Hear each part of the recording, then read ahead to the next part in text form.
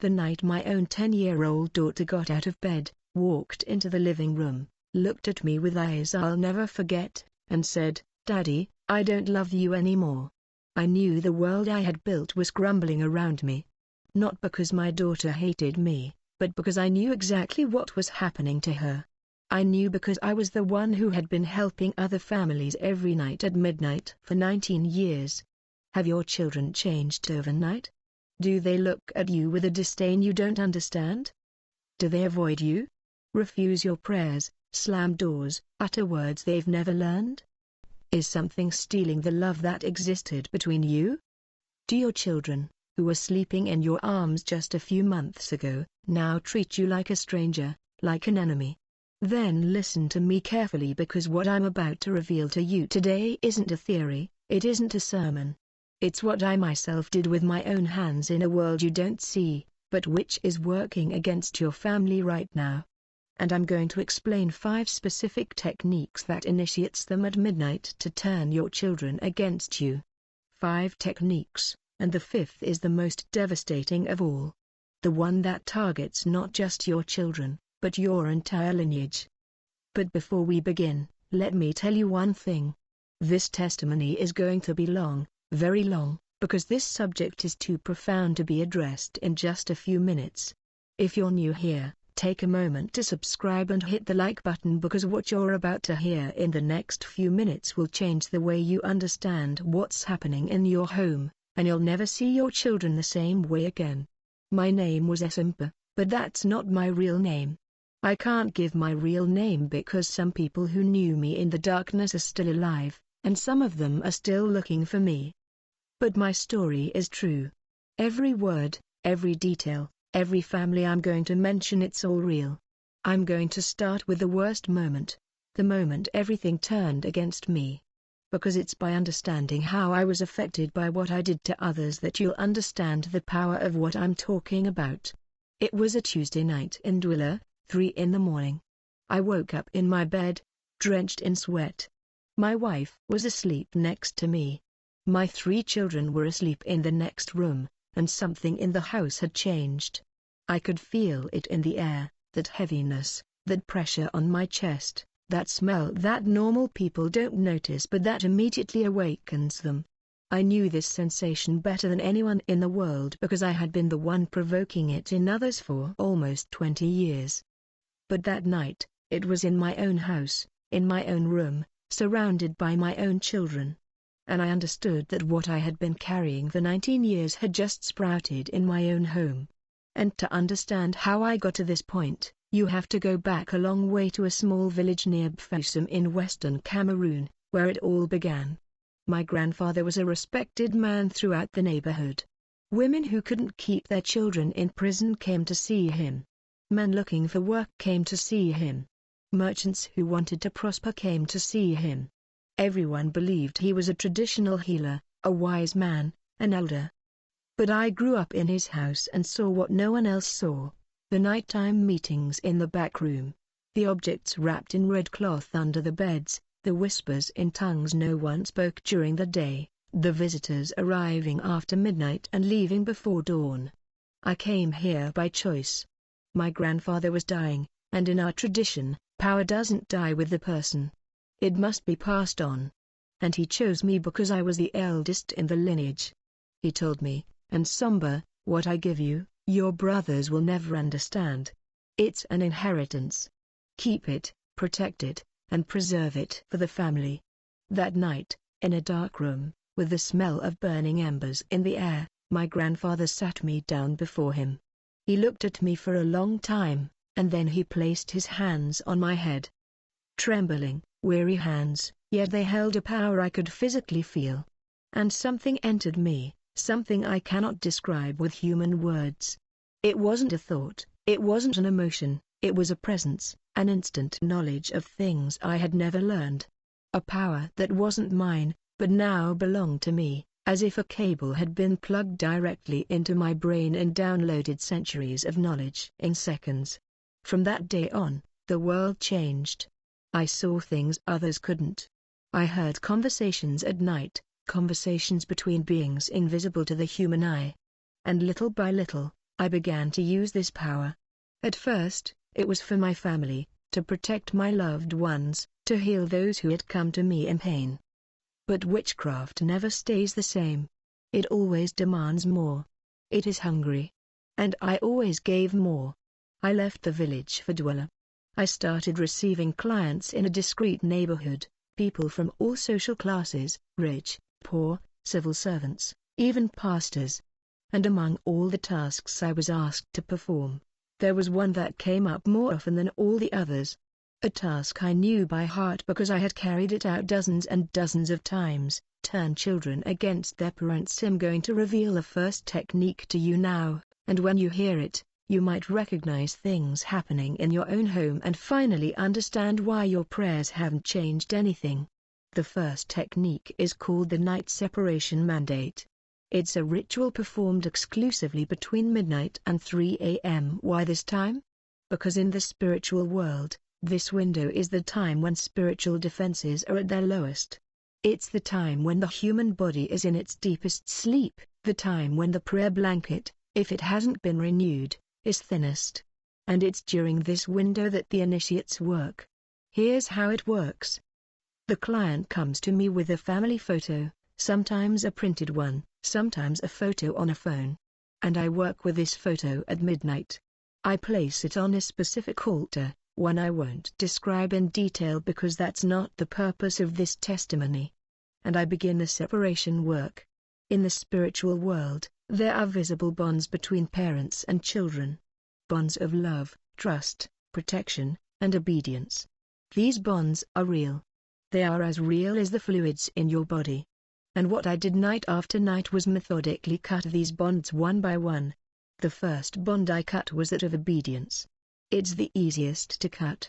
And the parent didn't understand why, overnight, their child refused to listen. Not even to simple things. Tidy your room. No, come eat. No, do your homework. No, it's not teenage rebellion, it's a bond that has been severed. The second bond was that of affection. The child began to feel uncomfortable in the parent's presence. No visible reason, no argument, just a deep unease. The child no longer wanted to be touched, no longer wanted to be held in the breaststroke, stiffened when the parent took them in their arms, and the parent thought, what have I done wrong? The third bond was that of loyalty. And this one is the most devastating because when this bond is broken, the child begins to yearn for other people, other homes, other families. They find peace everywhere except with their own parents. They run to the neighbor's house. They want to sleep at their cousins. They smile at everyone except their parents. And sometimes, and this is where it becomes truly dangerous, they begin to love the very person who performs the ritual, because the ritual creates a transfer of attachment. But listen carefully to this ritual was never performed in a single night, never. It was a process that lasted weeks, sometimes months, each night a little longer. Each night, the bond became thinner, like a rope being frayed, thread by thread. And when the last thread broke, the parent would cry, saying, "My child has changed." And no pastor, no prophet, no counselor could explain why. I'm going to reveal the second technique to you. But first, let me tell you what happened to a family in Yaoundé, because it's by hearing the stories that you'll understand the gravity of what I'm telling you. A man came to see me, a government official, Marie, 3 children, a beautiful house in a good neighborhood. His wife had an older sister who hated him. This sister thought her younger sister had married a man who was too good, too handsome, too rich, too respected. Jealousy gnawed at this woman like acid. And one day, this sister came to see me in my neighborhood with a very specific request. She told me, and somber, I want my sister's children to hate her. I want them to cry when she touches them. I want them to call her wicked in front of the neighbors. I want her husband to think that she's the problem in this house. I took on the task. 4 weeks of work, 4 weeks of ritual between midnight and dawn. And after 4 weeks, this woman's 3 children refused to eat what she prepared. They cried when she entered the room. The eldest, who was 10, told his father in front of the neighbors, "Dad, Mom isn't nice to us, she scares us. And the father, a rational, educated man, began to doubt his own wife. The love between them began to crack. Trust shattered. The couple almost divorced. The children were sent to the tent for a few weeks while things calmed down there, at the tent of the woman who had ordered the ritual. And that tent now had total control over the children, over the situation, over the entire family. When I saw that woman return to thank me with a smile, I felt something I hadn't felt in a long time. A deep disgust, but not strong enough to stop me. Because witchcraft has this hold on you. It makes you believe that what you're doing is normal, that it's a service, that it's work, that people ask you to do it and you carry it out, and that the responsibility isn't yours. And this family is just one case, one among dozens. Dozens of homes I've destroyed, dozens of children I've turned against their own parents. Dozens of mothers who cried at night wondering what they had done wrong. Dozens of fathers who looked at their children with incomprehension, with pain, thinking that maybe they were the problem. When God freed me, the first thing I felt wasn't joy, it was guilt. A weight so heavy that some days I couldn't even get out of bed. Because knowing what I did to those families and not being able to go back, not being able to repair every link I severed, is a pain I still carry today. And that's where I need to be honest with you, truly honest. Understanding what's happening to you is necessary, it's the first step. But it's not enough. The mission has opened doors between you and your children, doors in your home, doors in your lineage. And these doors remain open even when you understand the problem, even when you know what needs to be done. The doors don't close on their own. It's like an infection. You can remove the thorn, you can see the wound, but if you don't treat the infection that has taken root underneath, the pain continues, and the infection spreads to other parts of the body. I myself went through a process after my deliverance, 21 days, day after day, step by step, to close every door I had opened in my own life and in my family's life. Because the same techniques I used to turn children against their parents were being used against finances, against marriages, against health. Everything is connected in the spiritual world. A door opened in one area affects all other areas, and each door must be closed in a specific way. People from Cameroon, Ivory Coast, Congo, and Senegal write to me every week to tell me that their situation has changed after following this process. The link is in the description just below this video. Now, if your children have changed overnight, if they reject you for no reason, if they utter hateful words they have never learned, if they flee from your presence as if you were a danger to them, I invite you to participate right now in a powerful action. Write in the comments, "In the name of Jesus, I destroy every mandate that is given by my children from me." Don't miss this step. Participating in a public declaration is powerful. When you name the mission and break it with other believers, you are waging spiritual warfare. And I can tell you from experience that when hundreds of believers participate and together proclaim victory, the missions are broken. So participate now. Write, "In the name of Jesus, I destroy every mandate that is given by my children from me." Okay, let's get back to the techniques because the second one is even more insidious than the first. And it may be the cruelest of all. The second technique is called memory implantation. And I say it's the cruelest because it doesn't just sever ties. It creates false memories in the child's mind. Here's how it works. At midnight, while the child is sleeping in the spirit world, a spirit is sent into the child's dream. And that spirit implants a memory that never existed. A memory where the parent said something terrible. A memory where the parent hits, a memory where the parent abandons the child in a moment of need. And when the child wakes up in the morning, this memory is there in their mind. As real, as vivid, as significant as any other memory. The child doesn't know it's a false memory. For them, it happened. They can describe the scene, the words, the facial expression, the place, everything. And they begin to look at their parent differently, with mistrust, with fear, with resentment. I used this technique for years, And the most terrible thing was that the parents couldn't defend themselves. Because when your child tells you, "You said horrible things to me last night, and you know you didn't say anything," what do you say? How do you defend yourself against a memory you never created but that is deeply etched in your own child's memory? If you deny it, the child thinks you're lying. If you get angry, the child thinks you're confirming the memory. You're trapped. A case in Bfousen particularly struck me. A Christian mother, devout, fasting, and active in her church. She did everything right. But her 12-year-old son started running away from her. He told his friends at school that his mother was mistreating him. He told fabricated stories with dates, places, and specific words, things that had never happened.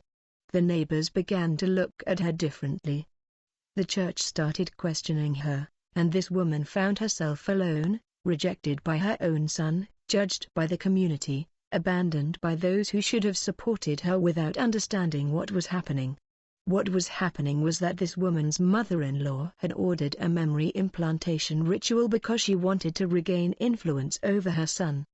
Her son had married this woman and distanced himself from the family, and the stepmother couldn't bear it. So, by turning the grandson against the sea, she created a void of affection, trust, and security. And it was she who filled this void by becoming the child's refuge. The child would run to his grandmother, saying, "Grandma, at least you love me." And the grandmother would smile because that was exactly what she had paid to get. The third technique is the most silent of all. It's what we in our circle called bewitchment by proximity. And this one doesn't require photos. It doesn't require a ritual performed remotely. It doesn't even require the sorcerer to know the family. It works through direct contact. And that's what makes it almost impossible to detect. Some people, and I know what I'm about to say will frighten many of you, some people carry spiritually charged objects on their person. An ordinary-looking bracelet, a ring bought at the market, perfume given as a gift, a handkerchief slipped into a pocket. And when this person touches your child, when they offer them candy after school, when they place their hand on their head, smiling and saying, "Oh, how they've grown. How handsome they are," something is transferred.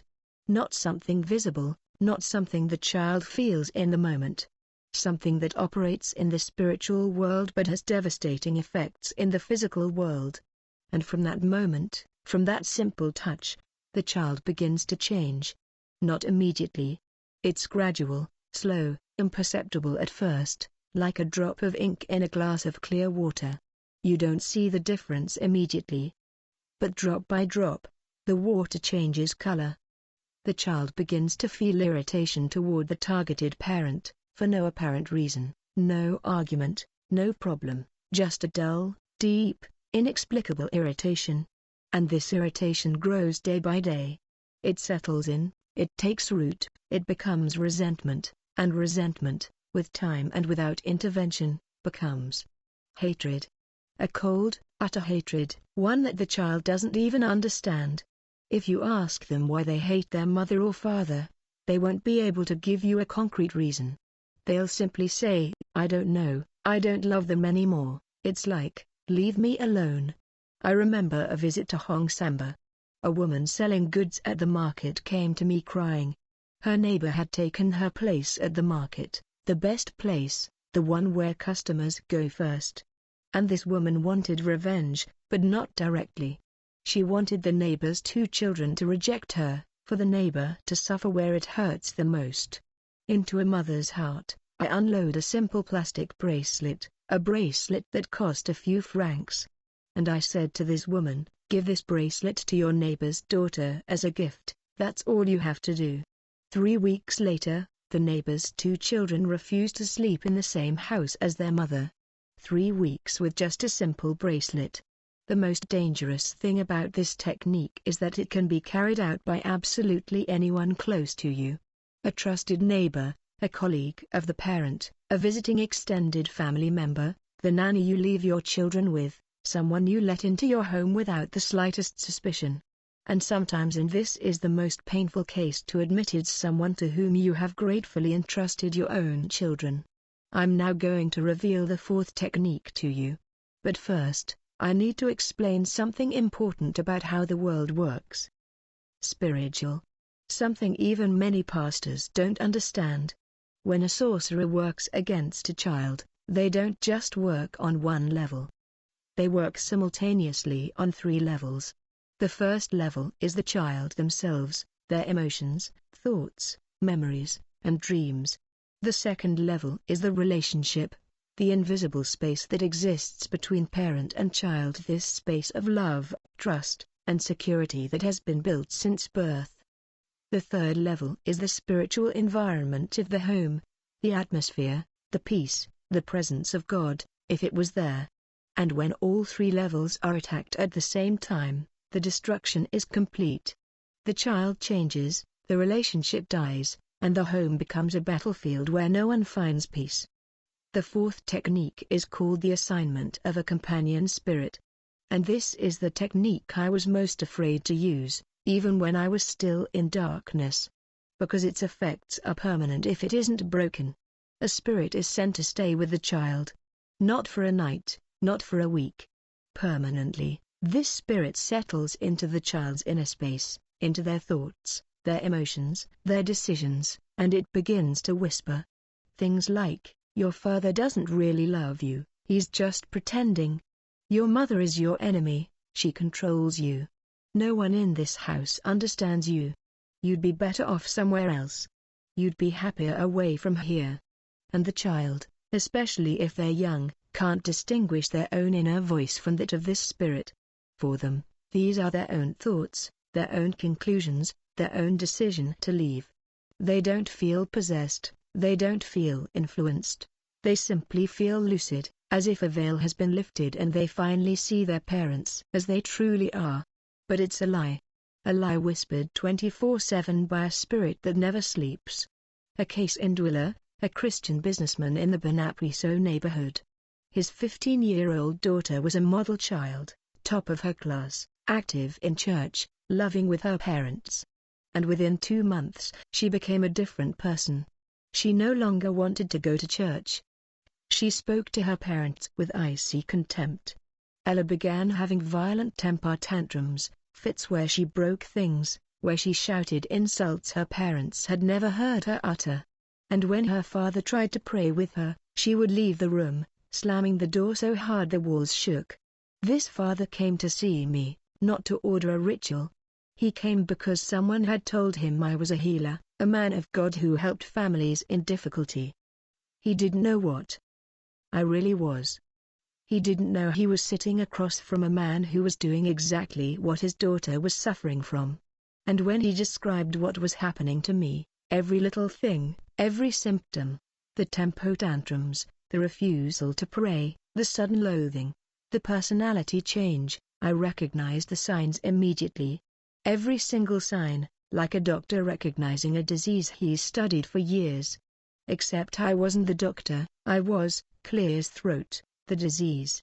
I knew someone was working against this family, with the same tools I had, the same techniques, the same kind of companion spirit I myself had sent into other homes dozens of times. I could have helped him that day. I could have told him the truth. Told him a warrant had been placed on his daughter, told him exactly where the problem was coming from and how the fight needed to be waged. But I didn't. I took his money. I gave him fake herbs and fake instructions, and I sent them home with fake promises and a smile. That's what witchcraft is. It doesn't just steal your soul, it steals your compassion. It steals your humanity. It turns you into an instrument of suffering. Even when the person in front of you is crying and begging you for help, you watch them suffer and take their money. Now, the fifth technique. I saved it for last because it's the one that still haunts me at night, the one I've never spoken about publicly until now. The fifth technique is called generational inheritance transfer, and it's the deepest, most devastating, and hardest to detect of all the techniques I've used in 19 years. Here's what it means: when a witch turns a child against their parents, they may choose to do more than simply destroy a relationship. He can install a pattern, a spiritual pattern that is encoded in the lineage, passed down like an invisible inheritance. The child who turns against their parents will grow up. They will have their own children, and their own children will turn against them. Not because a sorcerer is still actively working, but because the pattern is already in place. It operates automatically, generation after generation. I've seen it with my own eyes. Entire families destroyed over 3 generations. Families where children left home at 16, cut ties with their parents, and 30 years later, their own children were doing the exact same thing to them, the same pattern, the same words, the same inexplicable hatred. And no one in those families understood why. They thought it was fate, destiny, the family curse. They would say, in our family, children never stay. That's just how it is. It's our cross to bear. But it was none of that. It was neither fate nor destiny.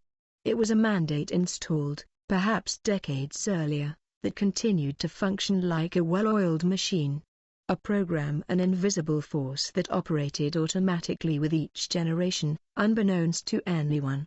I remember a family from Cumber. The grandfather had commissioned a ritual against his own brother more than 40 years ago. An inheritance dispute, a plot of land. And the ritual I had set up, a generational transfer ritual, had done its work methodically. The brother's children had turned against him. Then the grandchildren of that same brother had abandoned their parents.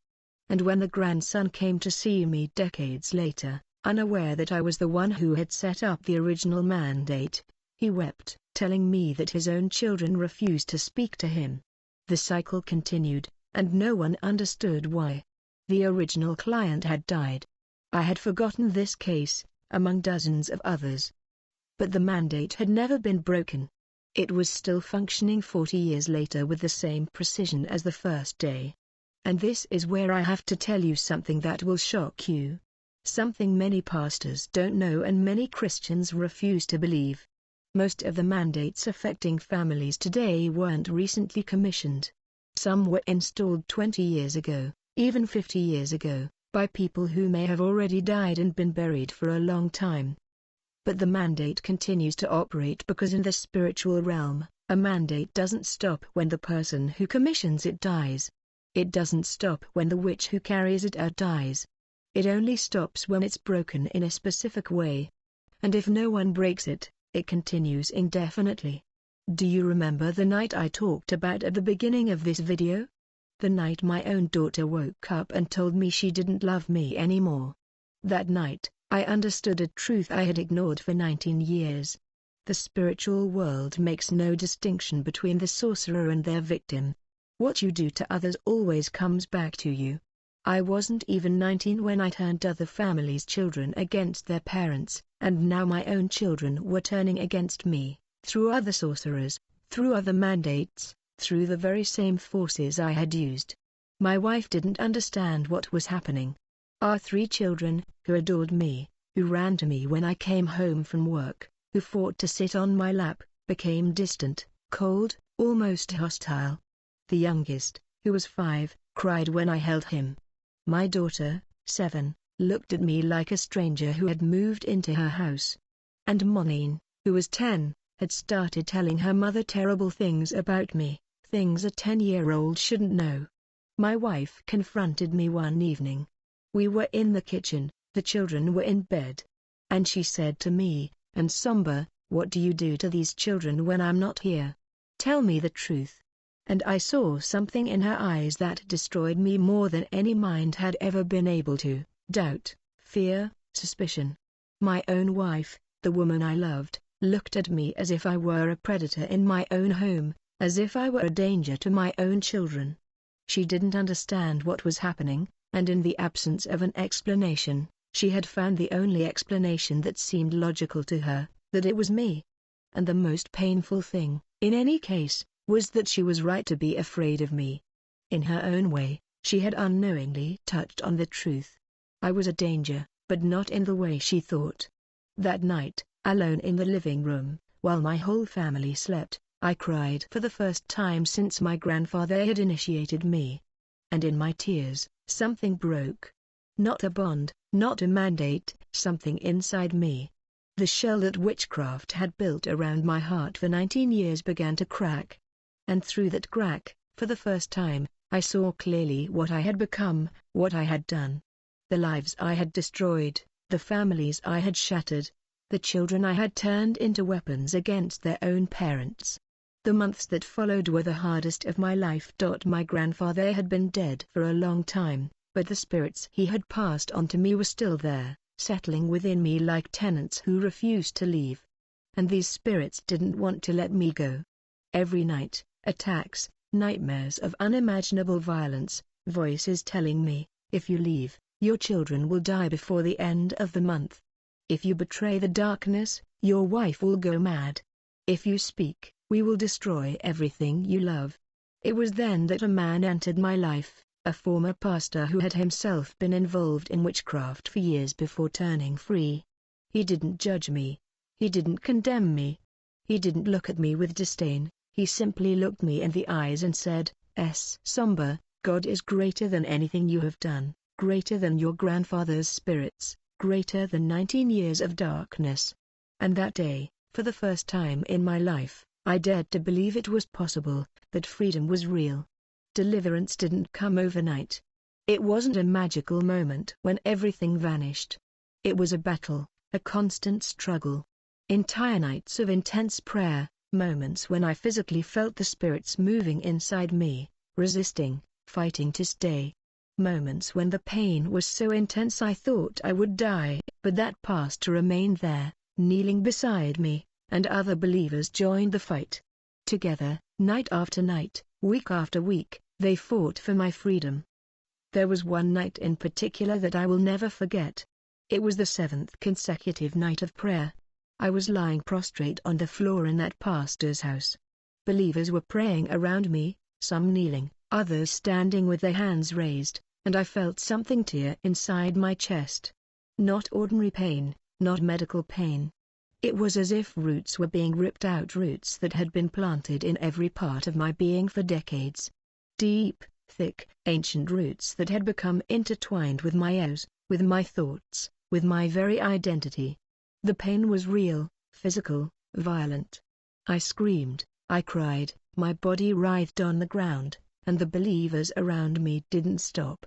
They took it harder, more intensely, like soldiers refusing to retreat, and then suddenly, without transition, without warning, silence.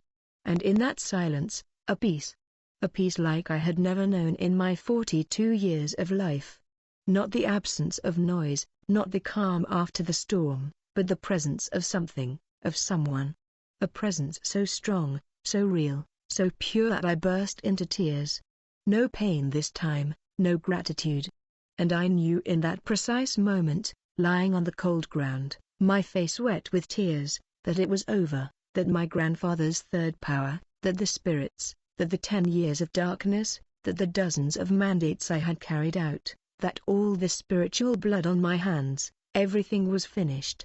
Jesus had paid the price, and that price was more than enough. But deliverance isn't the end, it's the beginning of another battle. Because when you emerge from the darkness, you discover the extent of the harm you've caused and the harm you've suffered. My children were still bearing the consequences of everything I had done. The doors my presence in witchcraft had opened in their lives were still open. And that's where many people make the fatal mistake. They think understanding the problem is enough. They think deliverance from the witch automatically solves the victim's problem. But that's not how the spiritual world works. Every door must be closed individually. Every mandate must be broken specifically. Every severed bond must be intentionally restored. Today, years after my deliverance, my relationship with my children is completely restored. My daughter, the one who told me, "Daddy, I don't love you anymore," now sits next to me every night to read the Bible together. My son tells me, "Daddy, pray for me before every exam." And my youngest, the one who used to cry in my arms, still runs to me when he hears my car pull up in front of the house. But I know that thousands of families in Africa and the diaspora have not yet experienced this restoration. Thousands of parents are weeping right now because their children are rejecting them for no reason. Thousands of mothers are wondering what they did wrong. Thousands of fathers are watching their children drift further away from them each day, unable to hold them back, unable to reach them, unable to break through the wall of hatred that has grown between them. And they don't know that a mandate has been issued. They don't know that someone, perhaps a member of their own family, has paid to destroy this sacred bond between them and their children. If you are in this situation, given this situation, I want you to know one thing before you finish this video. This isn't your fault. It's not a failure of your parenting. It's not because you're a bad parent. It's not because you didn't take enough or clear his throat young enough. It's a mandate. And a mandate can be destroyed. But don't stand idly by. Don't stand by and watch the mandate devour your family generation after generation. The doors must be seen, but don't stand idly by. Don't stand by and watch the mandate devour your family generation after generation. The doors must be closed, the bonds must be restored, and the generational cycle must be broken before it's passed on to the next generation. Because if you don't break it, your grandchildren will suffer, and your grandchildren's children too. The mandate doesn't stop on its own. It must be stopped. I spent years serving darkness, years destroying what God had built in families. And today, every video I make, every testimony I give, is my way of repairing what I broke things. I can't go back in time. I can't find every family I destroyed. But I can give you the truth. And the truth is the first weapon against darkness. If this video resonates with you, if it touches something in your heart, subscribe to this channel and share this video with someone who needs it. A parent who is suffering, a mother who is crying, a father who doesn't understand, because silence is the enemy's most powerful weapon. When we speak out, when we testify, when we declare the truth about what darkness is doing in secret, the power structures are shaken and the chains begin to break. May God bless your family. May God restore the hearts of your children. May God heal the wounds the enemy has inflicted on your home. And may every door opened by the enemy be closed forever in the name of Jesus. Yeah. Send feedback.